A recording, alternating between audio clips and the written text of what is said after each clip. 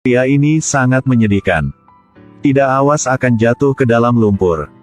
Lumpur cair itu, dalam beberapa menit, telah tertelan. Saat Mensu berayun seperti ini, kemudian cepat tenggelam dalam lumpur.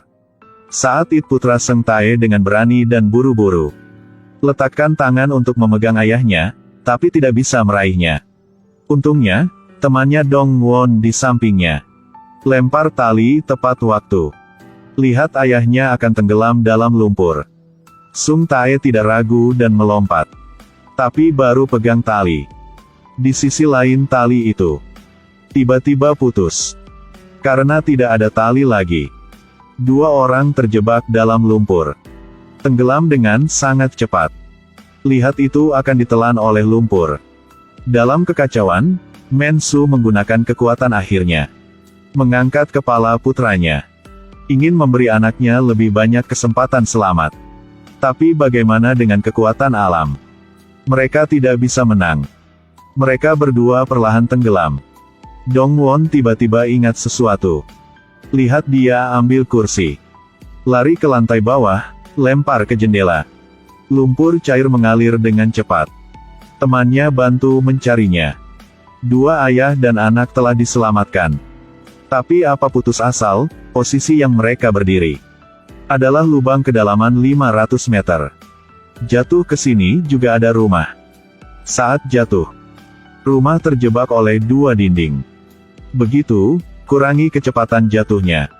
Mereka beruntung selamat. Tapi lihat lubang dalam ini tanpa dasar. Dan rumah bisa jatuh kapanpun. Mereka lebih menyesal. Untuk menyelamatkan orang yang terjebak, penyelamat gunakan satu tali. Menggantung dirinya, turun ke bawah. Tapi baru sampai beberapa meter. Tebing tidak kuat dan terus jatuh. Karena kehancuran tanah yang kejam. Dan batu besar. Penyelamat hanya bisa naik ke atas lagi. Setelah itu, menerbangkan pesawat tak berawak untuk mengawas. Tapi ketika pesawat terbang, itu langsung turun. Kedalaman lubang telah melampaui bayangan mereka. Tentu saja, tidak lama kemudian, itu ada sinyal lagi. Saat ini orang-orang dalam lubang itu menemukan pesawat tanpa bibrida. Mereka membangun kepercayaan. Memutuskan untuk bertindak. Dua-dua dalam satu tim mulai cari alat-alat Yagen bisa digunakan. Setelah itu menyalakan api. Pakai asap untuk memberikan tanda ke atas. Tapi harapan mereka telah padam oleh hujan seperti air terjun. Saat apinya dipadamkan, sejumlah besar air yang direndam di mata air tiba-tiba menyembur keluar. Sebagian besar dari dua tebing telah hanyut. Karena tidak ada yang menghambat, rumah mulai jatuh. Gempa dengan keras, jadi mereka tidak bisa menstabilkan tubuh. Tubuh mereka itu tidak berhenti bergoyang. Tidak awas akan jatuh ke bawah. Patah tulang dan daging. Dalam kekacauan, semua orang masing-masing akan membawa benda-benda di sampingnya. Dengarkan panggilan Tuhan. Setelah lama menunggu, gempa akhirnya berhenti. Tapi di muka bumi menyebarkan berita buruk lagi. Akibat hujan deras. Bahwa rumah di sebelah juga mulai memiring ke lubang. Seperti penelitian, jika rumah ini juga jatuh sekarang, pasti orang-orang di bawah akan tewas. Orang-orang di bawah tidak akan ada harapan lagi. Cari solusi untuk mengurangi kecepatan jatuh rumah itu. Tapi masih telat satu langkah. Permukaan mulai pecah. Seluruh gedung beratnya ratusan ton. Jatuh langsung dari sumur. Ini adalah bencana yang paling ngeri 2022. Air jatuh di bawah menjadi satu sumur besar. Tertelan satu rumah. Saat penyelamat bersiap untuk membantu, gedung di sebelah juga jatuh. Sekarang orang di dalam rumah mendengarkan suara. Mereka pikir pasti akan tewas tanpa tutup mata. Tidak ada yang mengira akan ada rumah lain jatuh. Tapi dalam keburukan masih ada keberuntungan. Rumah terjebak di dua sisi tebing. Orang di bawah beruntung selamat. Tapi gedung itu seperti bom waktu yang berdetak. Kapanpun bisa jatuh.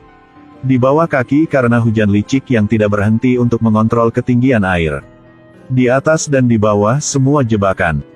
Saat ini Eng Jo menatap botol air yang di sampingnya. Tiba-tiba memikirkan satu ide. Mereka cari botol air. Memutuskan untuk membuat perahu.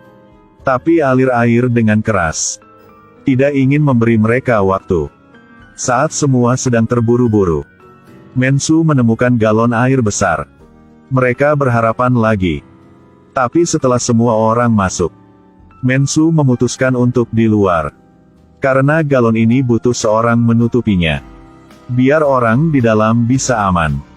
Belum nunggu semua orang bereaksi, Mensu telah kembali ke permukaan. Saat itu, teping mulai pecah.